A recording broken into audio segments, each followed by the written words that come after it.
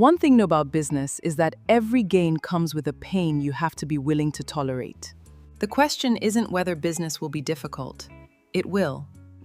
The real question is whether the pain you're experiencing is producing a gain worth pursuing.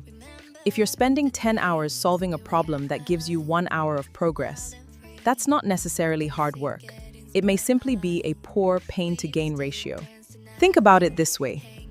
Every business decision has a cost.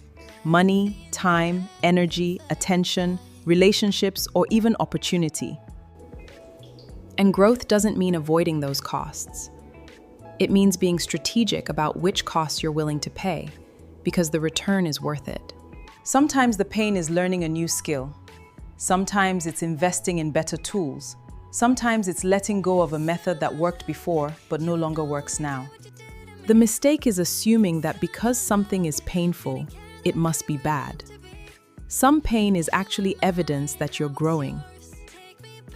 So before you quit because something feels difficult, is this pain taking me somewhere valuable, or am I simply suffering without strategy? Because the goal isn't to build a business without pain. The goal is to build one where the pain you're willing to endure is creating a much bigger gain. Know what you're paying and make sure the exchange is worth it.